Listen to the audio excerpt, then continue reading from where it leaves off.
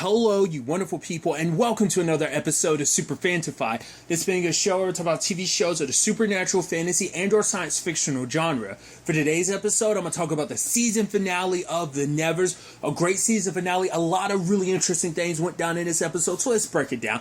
I actually think it's so interesting how the episode is kind of divided into 4 chapters. That first chapter is so crazy because it almost feels like, wait, I'm watching a scene from a completely different show. But the moment you meet your Stripe and you see her doing a thing with her fingers and also her condition where it's like, there's like a temporal condition where she doesn't know whether she's in the present or whether she's in the past. I think that's so interesting, kind of lost concept of time, which is so interesting because like the moment you're like, that's the real Amalia. I was like, that's who she really is. And it's like, oh, ironically enough, the power you have is, you know, these ripples and everything. So it's very reminiscent to a certain extent of what you're already kind of going through to. And I don't know whether that was supposed to be, oh, just cosmically it all working out that way, or was it supposed to be in a twisted way, a middle finger? I mean, it's the other way rather than like what the temporal condition already was. But essentially it was a team investigating.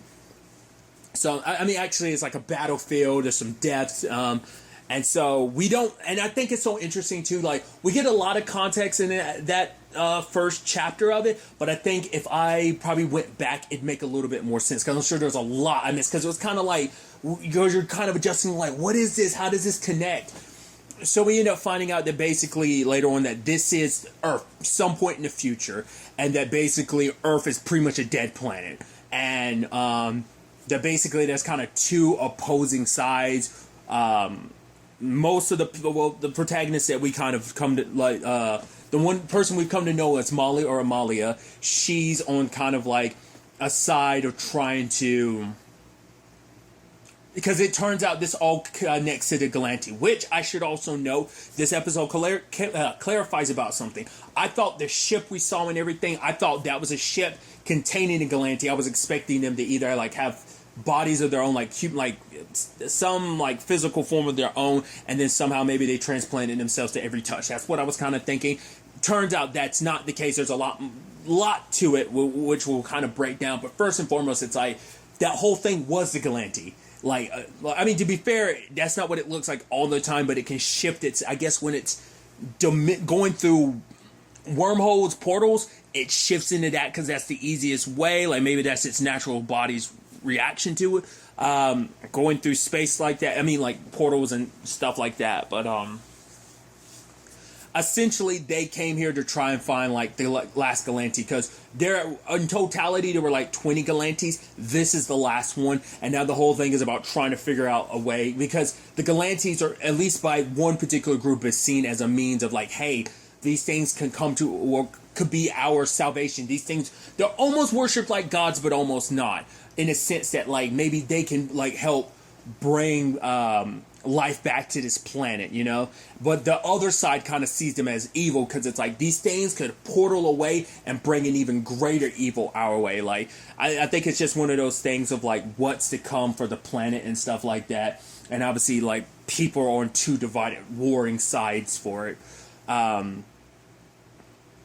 Our future at some point in time eventually becomes Amalia, because I'm blank. They say her last name or they say her real name at the end of the episode, but I'm blanking on it.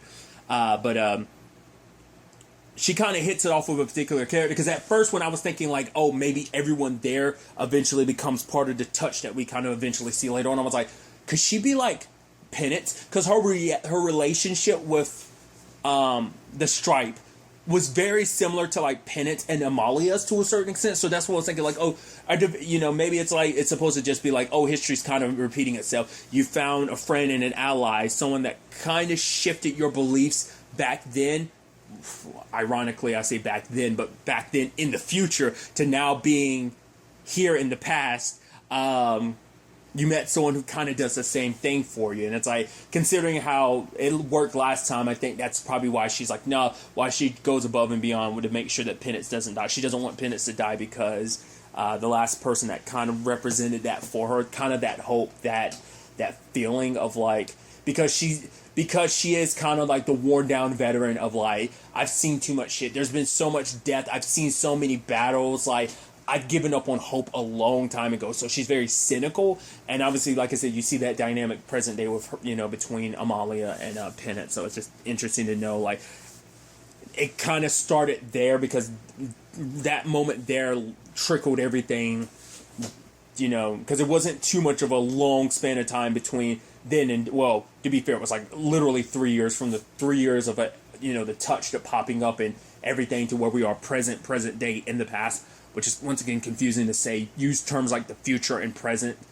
and past, considering we're talking about time travel to a certain extent. It's a whole damn thing, So it was interesting finding out, like obviously they end up going deeper in the facility. They find like food.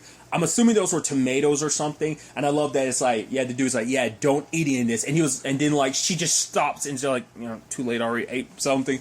But essentially, like, obviously it seems like there's no greenery left on the planet, and it's like, whoa, they were able to grow this. This is crazy. They go in there, and there's like some skinned bodies hanging up, and then like obviously they find the Galanti lower, and it's kind of like, oh, did it eat them or whatever? And it's like this. The Stripe is the one who ended up figuring out they were being tortured. That basically the Galanti had formed a connection with them. And, it's like how you get information, how you get something to do what you want, you torture family. That's the first, like, thing you do when it comes to, like, interrogation. So that's what those scientists and stuff like that who were in that facility were, like, family to it. It had grown attached to it. And to punish them, the kind of, like, get to it, the people it cared about and saw as family were tortured. Could we even see like a recording later on of like the Galanti with one of the scientists is like, oh, come on, and it's being so playful and stuff like that. Makes the situation that much more tragic. But essentially, what are they called? The other side again? Are they like the free wills? The captured guy ended up convincing one of them of like, like you don't have to kind of go along with this, like, because essentially, it's like, if we kill this thing, then we can all go our happy separate ways. Because if you tell them it's here, it's going to turn into like a lot of nuclear shit's going to get dropped because no one wants the other side to get it, and we're going to all die in the process. Or we can kill this thing now and we all walk away and survive. That was kind of like the whole thing, because like this thing is kind of like I said, one survive looks at it as like one side looks at it as like this is a means of survival, while the other one's like, nope, this thing's too dangerous, it needs to die. I mean, I think both can be seen as like the human condition, one side kind of turning to like belief and faith in something higher power, and the other side being like, I don't understand this, it needs to die, I don't understand. Like, I think it represents like that, those two different sides of humanity in that regard. I think it's kind of interesting. But like I said, it was the conversation between the Stripe about, once again, being kind of pessimistic about it, because obviously it's like, for her it's kind of like a thing of like no one changes, like there's no point in hoping. But she's like, I did, because she's like, I used to be like I said, I think their name were Free Wills, I can't remember. It's like, I used to be one of them, but here I am now. Like, I can change because I found hope. Like, I grew up, I was born and grown up in that system, and I didn't believe in that anymore. I found my own way. So it's like, if I can change, that means like so much can be changed. Like, essentially nothing's set in stone. No one's set in stone. We could be more than what we were just kind of raised and born into.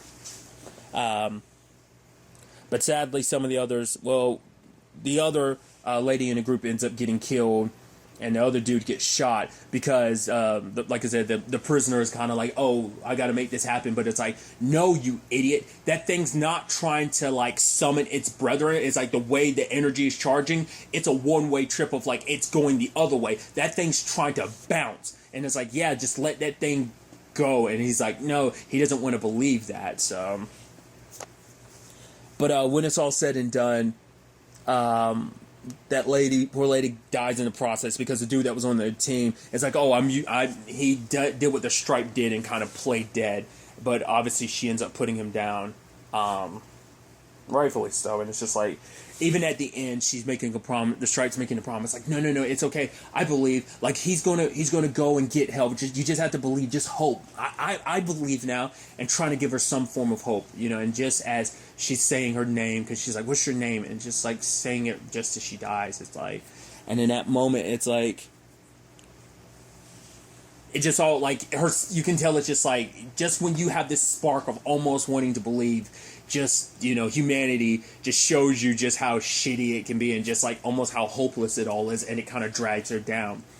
And then at that moment, the Galante ends up charging up, and it ends up just before it leaves, it grabs her. So that's where Amalia comes into play. It took the Stripe's subconscious and left. I was wondering if everyone else, but it seems like no, it specifically took her, because I guess maybe in that moment, like, it saw a spark of humanity in her. Like, she became a bit of a chosen one in that moment, because it's like, I see you. I've seen you. I've kind of come to know your heart. So the fact is that maybe that's why. Maybe it kind of saw so much from inside of its, where it's being held captive, that it got a peak enough at her to be like, you can be the one. Or maybe in general, maybe it saw something, maybe it's power, like, where Amalia's power came from.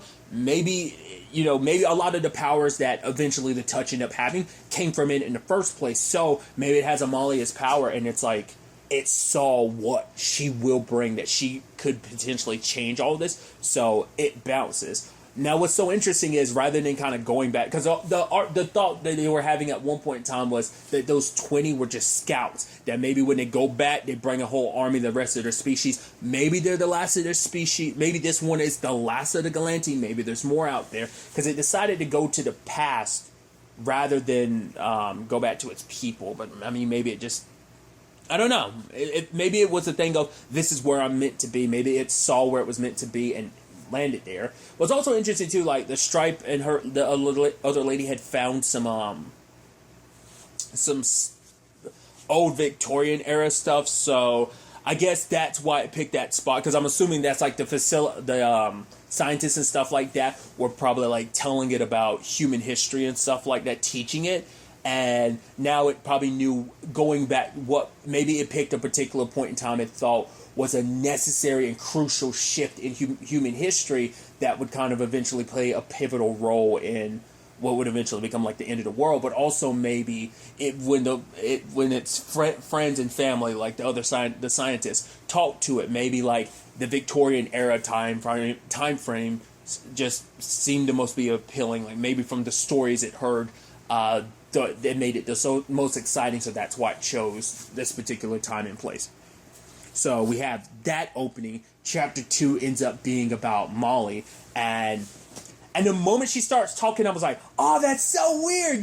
And that's it. And once again, that shows you just like the talent of the actress who plays her too. Just like the different voices. First and foremost, like Molly's original voice, you can tell it's like, oh, it's so different from what her voice is now. And then later on, putting on an American accent when the Stripe ends up inside of her body, and then she has to learn how to talk with a British accent, and she ends up talking the way she does now. So it's like her, because I think the reason why her accent's changed is because she's learning it from someone else, and it's like, it's not an accent she grew up in, and it's like, it's an accent she learned maybe over the course of like a couple months, maybe. So it's fascinating to break that stuff down.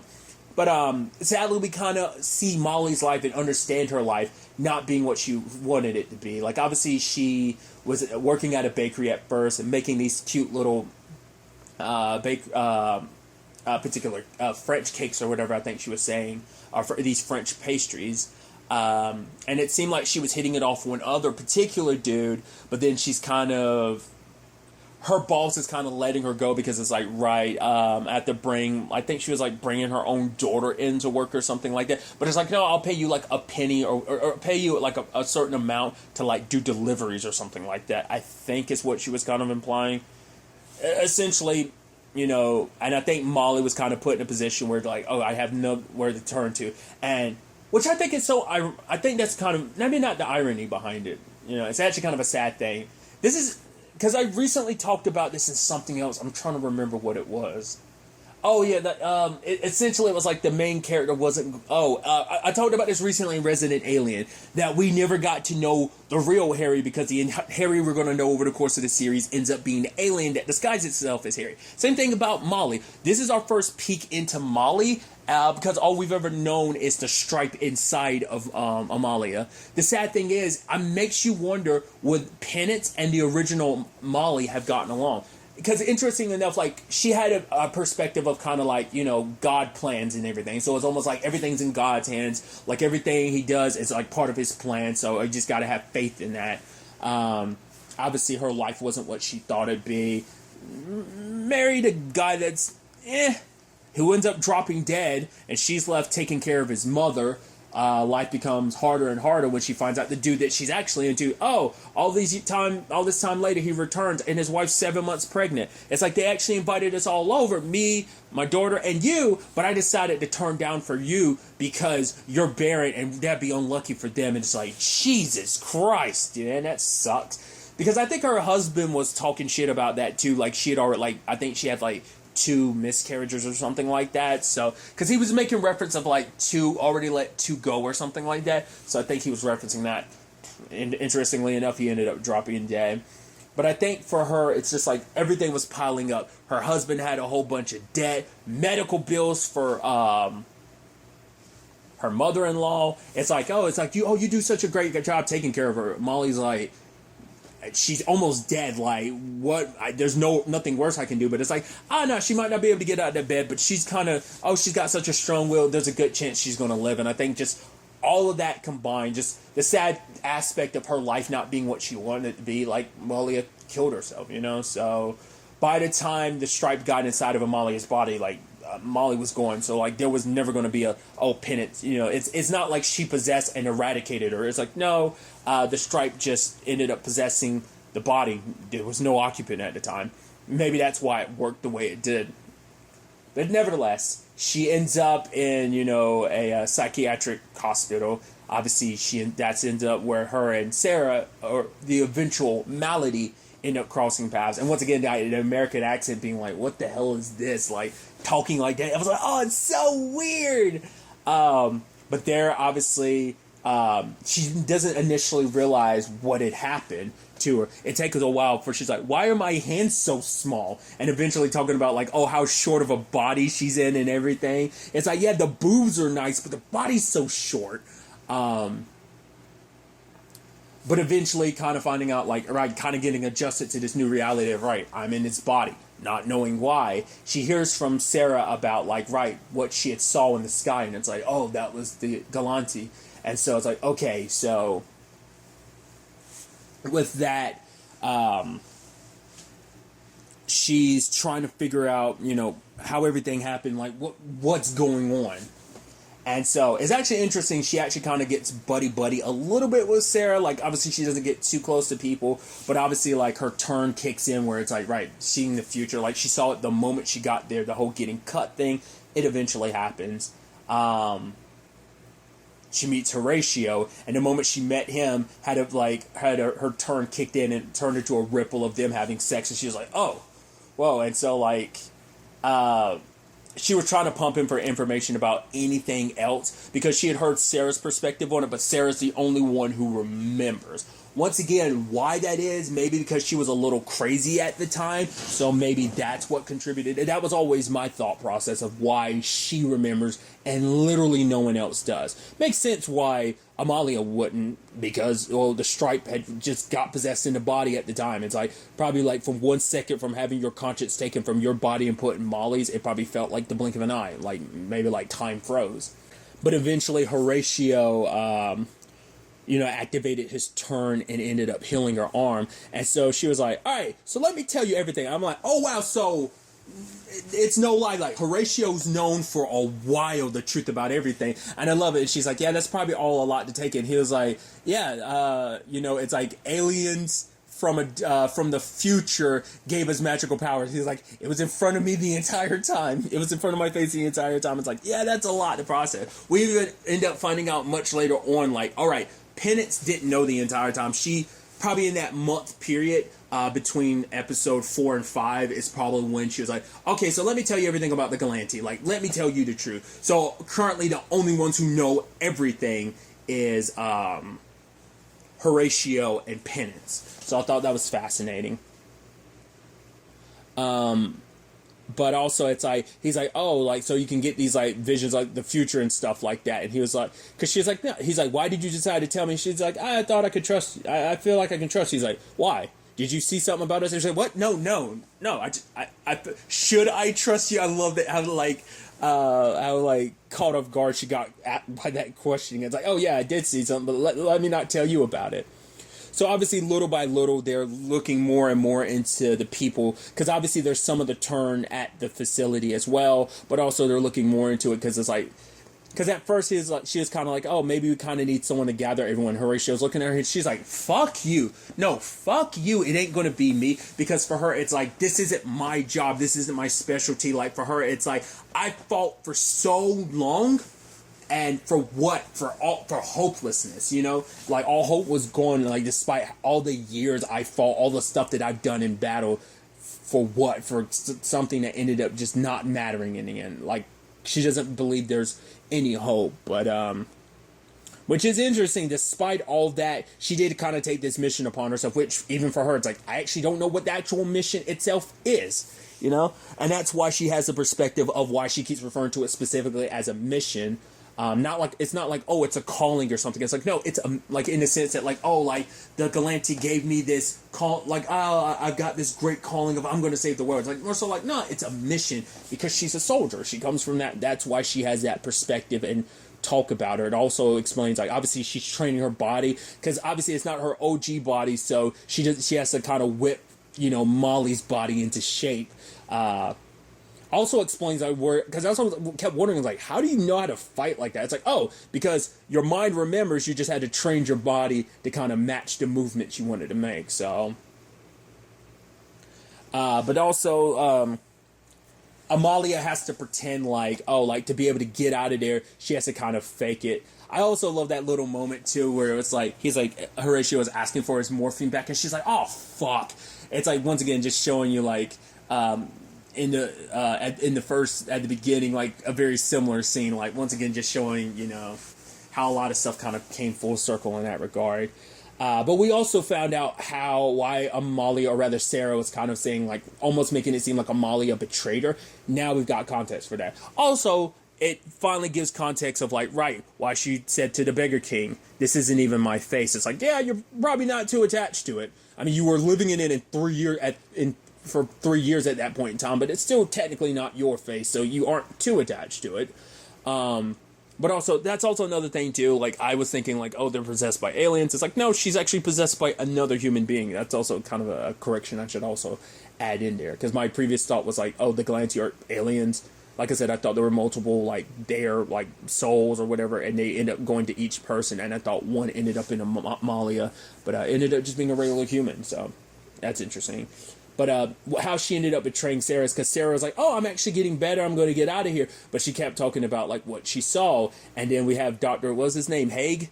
The dude that's working Lavinia, researching all that stuff, plus lobotomizing people. He wants to talk to Amalia and her alone about everything. And so Amalia was kind of, like, answering certain questions to a certain extent. But then he starts pressing for more, so she goes like, honestly, it was all Sarah. She's the one that says she saw the light and stuff like that. I just kind of went along with it because, you know, I just wanted to make her happy and stuff like that. Please don't tell the others this. And it's like, the one you're looking for that saw all that and stuff like that is Sarah. And the moment Sarah's like, okay, so what? And she's like, just tell him the truth. And it's like, she set Sarah up. So we know that he likes to lobotomize people. So either, like, Sarah was so close to getting out. Sounds like she had a significant other waiting for her, too. So it's kind of like, oh, Amalia fucked you hard. To be fair, it was kind of back when she kind of didn't care as much. She did to a certain extent, but it was more so about her mission and just gathering people. It's because it seems like Penance was the first one she brought to the orphanage and all that. once again, penance ended up kind of being her heart. She kind of lost one. Like, just when she was on the verge of getting one, like I said in chapter 1, she kind of lost it, but she had lost one a long, long time ago. And so penance kind of brought that, humanity back into her. That, hopefulness, like I said, kind of wiping away at least some of that cynicism, that pessimism. But, obviously, like, she's putting on the persona, like I said, she's pretending to be Molly. She's acting proper, speaking properly, and then she goes in for, like, the board to decide whether or not she's okay.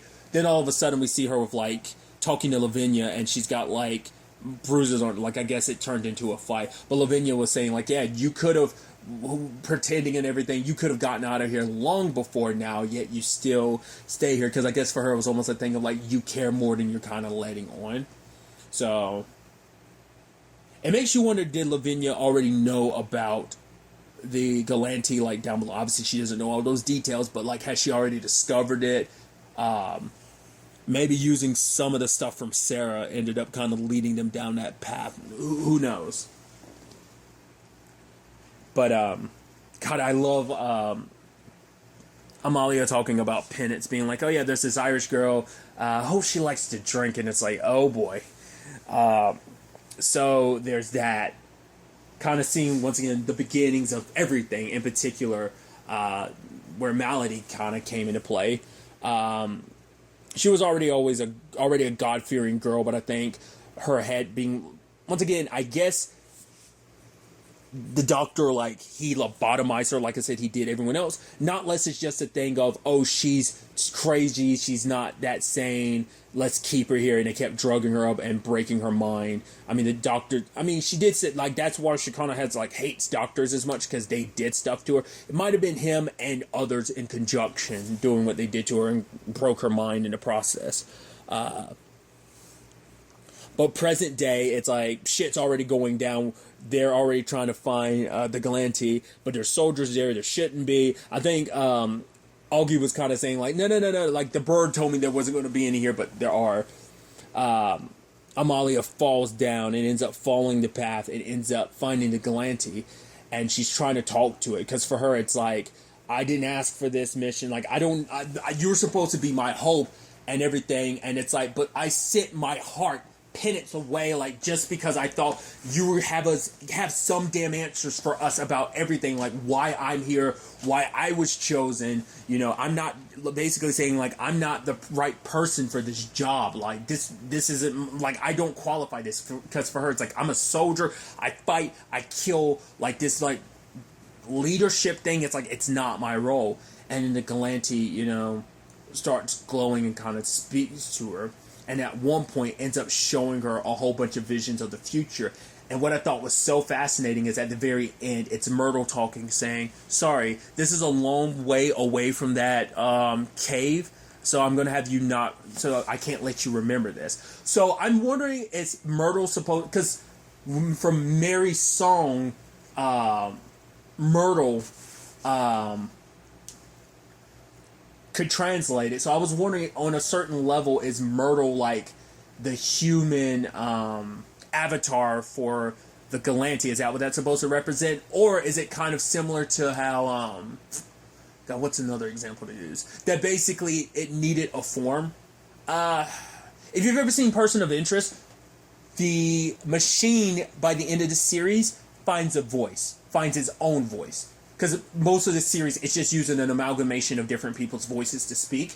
It finds a voice of its own to speak. And I wonder, is that kind of what it is? Like, it's not necessarily 100% speaking through Myrtle, but Myrtle represents, it's like, oh, you are the master of languages, you know so many different languages, so Myrtle, you're going to be what I represent. Or, maybe that's kind of implicating the future, too, that she will full on become the avatar of them, in the sense that, like, it speaks through her. I don't know. I might be reading too much into that. And I love that whole thing of, like, all those people show up. She's like, oh, that's right now. And so she tries to make her way out. Luckily, another touched helper, the one that was kind of lobotomized, that has, like, the telekinesis ability. Or not unless that's, like, a magnetism. I think it's just a straight-up telekinetic ability. But because of that, like, Amali was able to get away.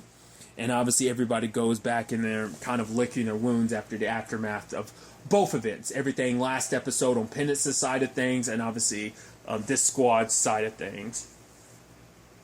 But it's like, oh, we couldn't save Malady, which now the only person who knows the truth about Malady currently is Mundy. He knows, like, oh, no, Malady's still out there. And we as the audience know, so we're not over on that front, so. But now it's a situation of there is a fight coming, and Amalia's kind of made the choice right. So it's to the point, everybody's got to know what this is all about. We got to tell them that we're going to tell them everything, you know, and ends up telling Penance her real name, you know, and it's like, oh, it's nice to meet you. Nice to finally meet you, too. So also I love, like, the balloon thing activated it, and she's like, fucking prototypes. I do appreciate that it is kind of like a little bit of a lighthearted stinger at the end like that. I thought that was kind of neat, but a lot of interesting things. Like it sets up so much interesting stuff. I wasn't, like I said, I expected the entirety, because the little bit of the preview I saw last week was just chapter 4, which is like, you know, true. It's the title of it, and just all that stuff getting to like to the Galante, like that's all I saw of the preview, so I thought the entire episode was going to be that. I wasn't expecting it to be divided up in what it was and give us the grand crazy explanation that is what this series is, knowing like, oh, not only is it an alien, there's time travel involved, that basically the world turns to shit, and like Amalia and the touch might be the only means, like, because that was also an element to it too, like her friend that died in the future, she had spores, and it's like, right, it's an empath thing, it's supposed to like raise your intelligence and stuff like that. That's why when Amalia came, when she was Amalia being like, so it's giving people powers. It's like, it never did that before. Why? Even kind of wondering now, it's like, is it my messed up mind that led to this? Because for her, it's like, I'm broken. And maybe me being broken inside of the Galante, like when the spores spread across the city, you know, because he still don't 100% understand why it only affected certain people. Mainly women, but obviously some men like August and Horatio were affected. But it's like, why? Still so many answers on that front, you know? But like I said, we got glimpses of the future. We saw like one bit focusing on August, another bit Laura Mawson, the Beggar King, like little it's the final thing seemed like it was like a planet getting destroyed. So I don't know if that's supposed to be like the end of Earth or just like what that's supposed to be. Once again, super far in the distance. She's like, yeah, I'm trying to wipe your memory. I'm assuming like the thing at the very end is what she was saying, like, oh, I'm gonna wipe your memory of, because this is so far from that moment in the cave that you don't need this right now. Everything else I'll let you, will come upon that. She'll probably get more ripples the closer she gets to those certain events that the Galante showed her. But like, I think, like I said, the last thing was so far off, it's like, yeah, don't worry about that right now. Which is so interesting considering it's Victorian London. It's like, so what events are happening here that's going to set forth, because there's like so many different directions you could necessarily take that, like, because it could be like not less with the Galante, you eventually do some time traveling again to a later point in time, because the whole point was also like, all we can do is fight and work here and hope for the best, that things kind of like the dominoes fall in just the right way to lead the world to a better future. It's kind of like where it is. Because I was about to say, it's like, yeah, it seems like there's a large time span in between there that you're kind of like, a lot of these people aren't going to be alive to deal with that. So that's why I'm like, that's why I figured like either they going to end up time traveling as well at some point. I mean, because I don't know if the Galante is dead. Like, it did kind of like explode at the end there, so that might have been its last gift was to Amalia, was that, or maybe it's not exploded and dead. Maybe like it escaped, like its essence is out there, and maybe it goes to Myrtle, and it's kind of hiding out there, and now what's left is just an empty shell. I don't know, I'm throwing out wild speculations all over the place, because this is definitely a show I definitely need to rewatch to fully understand it. There's just so much context and so much information that I'm like, I don't know how to like really, because there's also the element of it being a mystery of like, right, you're not being presented everything, and when you are, you're still not getting the full details of what's going on. So I think that's kind of what's messing with me a little bit. But it's still, like I said, what we got this episode was wild. Like, just like the realization of like what this is. Once again, aliens and time travel. Did see that shit coming. Eventually I was like, oh, aliens. Didn't expect time travel. That got me. And, you know, once again, like, what the fight is that's coming, that's going to eventually lead to, like, the world ending up in the state it is in the future. Okay, so some information just came to me that I wasn't aware of. Apparently, this is only half the season. Apparently, like, the second half of the season isn't filmed yet, so this is kind of divided into a part 1 and part 2. So this is part 1 of the season. Technically, there's a part 2. Just from the little bit I was gleaming. So the last episode, the preview said season finale. Not unless there was a mid-season finale. So they might be shifting it. So like the total episode. So yeah, this season 6 for now. And rather than it just being a part 2, or maybe that's what they're just going to refer to season 2 as part 2. The rest of the episodes are going to flow there, or I don't know how they're going to handle that. Like I said, this was referred to as a season finale. I'll do a little bit more research and decide ultimately how I'm going to title this. Like I said, at the top of it, I said season finale because that's what it said last episode, but this is more a mid-season finale apparently. So either way, I'm curious to see more episodes. Whether it is the next batch of episodes in part 2, which I'm assuming they're going to be 6 as well, so maybe this is going to be a full 12 season, or whether it ends up being a thing of like, nah, these kind of flow into season 2, and we're just going. I don't know. Once again, it's weird, like the divide. I wonder, I'm sure there's a lot of contributing factors like the pandemic, as well as like, let's not like skate around it, like Joss Whedon no longer being a part of this project maybe hindered that to some extent. I don't know what effect that's had on the show, him no longer being a part of the project, but yeah. I'm excited to see more episodes at the time. Like I was reading, like it hasn't been confirmed for a second season or not, but also there's no telling when the next episodes will come out. Like I said, whether or not they'll be just a part 2 to this season of, you know, kind of like The Walking Dead divides into part A and part B, like whether it's doing that thing or whether these get lumped into a season 2. We'll ultimately have to wait and see, but I hope we get more sooner than later, because I'm so curious to see where the hell this all takes us going forward. Like I said, because of Amalia's visions, we got a tiny glimpse of some of the future. It's super out of context, but maybe soon enough we'll get context to a lot of it. But yeah, we'll have to wait and see how this all turns out. But really, that's all I'm going to talk about. So the next time we meet, be happy, be safe, live life to the fullest, and enjoy it. Good day and goodbye.